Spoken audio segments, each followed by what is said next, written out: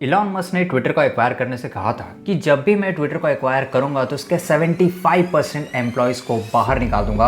और जैसा कि हमें पता है, इलॉन मस्क ने ट्विटर को $44 बिलियन में खरीद लिया है, ना चाहते हुए भी। और इसीलिए वो अपने धमकी को 100% फुलफिल कर रहे हैं, सारे एम्प्लॉयज़ को सैक कर रहे हैं, यानी कि निकाल रहे हैं। इलॉन मस्क ट्विटर को खरीदते ही उसके टॉप ऑफिशियल्स को पहले दिन में ही निकाल देते हैं और अभी काफ़ी सारे एम्प्लॉयज़ को निकाल रहे हैं। इलॉन मस्क इस पर कहते हैं कि वो फ्री स्पीच को लाना चाहते हैं इस दुनिया में ट्विटर की हेल्प से, और ट्विटर के सिवाय उनकी कोई भी मदद नहीं कर सकता है, इसीलिए उन्होंने ट्विटर को एक्वायर किया है। लेकिन जो इलॉन मस्क के फैंस है वो इलॉन मस्क के इस बर्ताव से बहुत ज़्यादा नाराज़ है, क्योंकि इस तरह की सैकिंग शायद ही हमें कभी देखने मिलती है।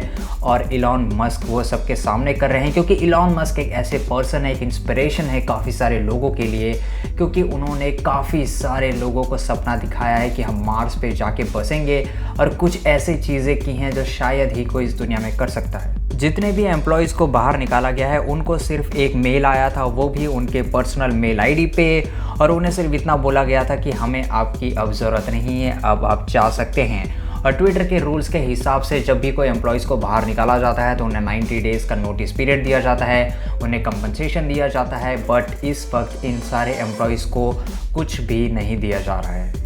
इलॉन मस्क को कोई भी फ़र्क नहीं पड़ता है कि कितने सारे एम्प्लॉयज़ ने अपने कितने सारे साल और समय दिया है ट्विटर को, और सिर्फ उनको सिर्फ एक मेल भेज दे के निकाल दिया जा रहा है। लेकिन दोस्तों, यहाँ पे एक सवाल उठता है कि इसके पीछे रीज़न क्या है, क्यों इलॉन मस्क इतने ज़्यादा डेस्परेट है। और इसका सिर्फ एक रीज़न है कि इलॉन मस्क को पैसे की ज़रूरत है। ट्विटर ऑलरेडी पिछले 9 साल से लॉस मेकिंग कंपनी है, और ट्विटर की ग्रोथ ऑलमोस्ट स्टैग्नेट है, यानी कि कुछ भी बढ़ नहीं रही है, और बहुत ज़्यादा स्लो है, और बहुत ज़्यादा छोटा सा यूज़र बेस है as compared to other social media जैसे कि Facebook, Snapchat, Instagram all that. और देखा जाए तो इलॉन मस्क ने बहुत ही गलत टाइम पे ट्विटर को एक्वायर किया है, क्योंकि इस टाइम पे ऑलमोस्ट सारे सोशल मीडिया के स्टॉक प्राइजेस गिर रहे हैं, और इतने सारे लॉसेस को रिकवर करने के लिए ऑफकोर्स इलॉन मस्क को कोई प्लान लाना पड़ेगा, कोई रेवेन्यू सोर्स लाना पड़ेगा।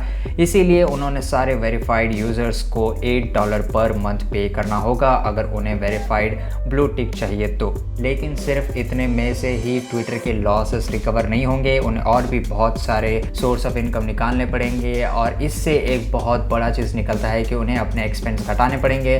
और कंपनी का ऑलमोस्ट जो सबसे बड़ा एक्सपेंस होता है वो उनके एम्प्लॉयज़ को जाता है in the form of salary. इसीलिए वो 75% यानी कि इतने ह्यूज नंबर एम्प्लॉयज़ को बाहर निकाल रहे हैं, ताकि वो कंपनी के लॉसेस जितना हो सके उतना ज़्यादा कम कर सके। लेकिन क्या इससे इंडिया को कोई फ़र्क पड़ता है? हाँ, थोड़ा सा फ़र्क पड़ता है, क्योंकि काफ़ी सारे इंडियंस ऐसे थे जो ट्विटर में काम करते थे, और उन्हें निकालने जाने की वजह से अभी वो अनएम्प्लॉयड है। और इंडिया और ट्विटर के बीच में काफ़ी सारे नोक झोंक होती रहती है, क्योंकि ट्विटर कभी भी इंडियन रूल्स को फॉलो नहीं करता है, इंडियन आईटी रूल्स को फॉलो नहीं करता है। इंडिया ने काफ़ी बार रेस्ट्रिक्ट किया है ट्विटर को कि वो हेट स्पीच स्प्रेड ना करे, और कोई भी एक ही पॉलिटिकल पार्टी को बहुत ही बड़ा चढ़ा के ना दिखाए। इसीलिए इंडिया को एक स्पेसिफिकली आईटी रूल्स निकालना पड़ रहा है, जो अभी कुछ दिनों में आ जाएगा।